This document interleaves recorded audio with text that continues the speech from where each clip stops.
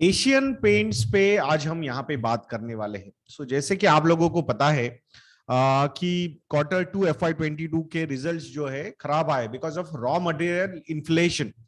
But आज जो हम बात करने वाले हैं एशियन पेंट्स पे, तो एक सीरियस इशू, एक सीरियस कंप्लेंट सामने नजर आई है। एक whistle blower complaint for Asian paints. अब जब मैं इसके डेट्स देख रहा हूं तो ये कंप्लेन आई थिंक जून जुलाई वाला जो फेज था वहां पे ये विसल ब्लोअर कंप्लेंट हुई थी सेबी की तरफ। बट अभी बिजनेस लाइन ये न्यूज़पेपर ने उसे कवर किया है। एंड अब देखना पड़ेगा कि इसमें जो विसल ब्लोअर कंप्लेंट बोली है कि जहां पे रिलेटेड पार्टी ट्रांजैक्शंस हुए हैं in one of the promoters of Asian paints, तो वहां पे उन्होंने नाम भी लिया है मिस्टर अश्विन दानी जी का एंड उनके बेटे का, कि एक कंपनी को कैसे एशियन पेंट्स के शेयर होल्डर्स के पैसों से वहां पे बेनिफिट किया गया और अल्टीमेटली उसके जो ओनर्स निकले वो प्रमोटर फैमिली निकली। अब we will have to see कि इसमें क्या क्या चीजें होती है। But as an investor, as a share holder, अगर आप इस कंपनी में हो तो ये जो चीज है इसकी तरफ हमने कैसे देखना चाहिए।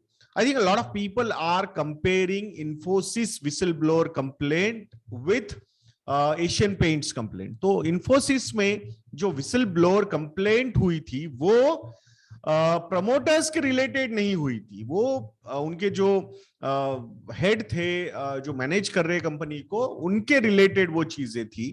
एंड वहां पे प्रमोटर कहीं पे भी इन्वॉल्व नहीं थे, बट यहां पे प्रमोटर पे ये एलिगेशन लगाया गया in this whistle blower complaint. And that's why अभी ये कितने प्रोएक्टिवली जो भी रिक्वायरमेंट्स है वो कंप्लीट करती है कंपनी, या फिर जो भी इंक्वायरीज वगैरह करनी है अगर से भी उनको बोलता है तो ये सारी चीजें कितनी फास्ट होती है। एंड दैट्स व्हाई मेरे ट्वीट में मैंने बोला था कि now it will depend on the company how they act और दे रिएक्ट। सो ये जो वर्ड्स है, acting on the complaint and reacting to the situation, ये दोनों चीजें बहुत अलग हो सकती है बिकॉज इनहेरेंट पार्ट है उस कंपनी के एक प्रमोटर। तो यहां पे इसीलिए मुझे लगता है ये चीजें जितनी जल्दी जितनी फास्ट होंगी, जितने जल्दी क्लैरिफिकेशंस आएंगे उतना अच्छा होगा। अदरवाइज एक स्टॉक जो बहुत ज्यादा प्रीमियम वैल्यूएशन पे ट्रेड कर रहा है वहां पे अगर कॉर्पोरेट गवर्नेंस रिलेटेड कुछ इश्यूज सामने आते हैं then it is not going to help from the valuation point of view. Again, one more thing, if you are asking about the business prospects of paint industry over the period of next 1 year, 3 year, 5 year, 10 year or next 2 decades, I am very positive on this particular front. एक चीज हमें याद रखनी होगी, paint industry के लिए जो basic raw material लगता है वो क्रूड ऑयल के डेरिवेटिव्स है। और आने वाले समय में जिस तरीके का फोकस जो इलेक्ट्रिक व्हीकल्स पे आ रहा है, तो वहां पे फॉसिल फ्यूल की अगर डिमांड कम होती है तो डेफिनेटली जो प्राइसिंग हम आज देख रहे हैं उतनी प्राइसिंग कैपेसिटी इस पर्टिकुलर फ्यूल की नहीं रहेगी। तो उसके जो बाय प्रोडक्ट्स अलग अलग निकलते हैं, डेरिवेटिव्स निकलते हैं, उनके लिए, उन इंडस्ट्रीज के लिए काफी ज्यादा बेनिफिशियल हो सकता है। That's why we will have to see. तो यहां पे मुझे लगता है प्रमोटर्स की तरफ से, कंपनी की तरफ से, मैनेजमेंट की तरफ से कितनी फास्ट एक्शंस होती है, आई थिंक ये हमने देखना होगा।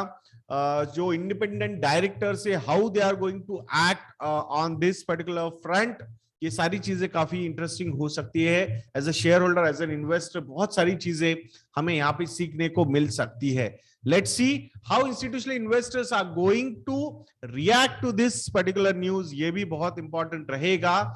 So let's just wait on this particular action। मैं आशा करूंगा ये छोटा सा वीडियो आपको अच्छा लगा होगा। ऐसे वीडियोस के लिए चैनल पे बने रहिए, वीडियो को लाइक करना, शेयर करना और चैनल को सब्सक्राइब करना मत भूलना।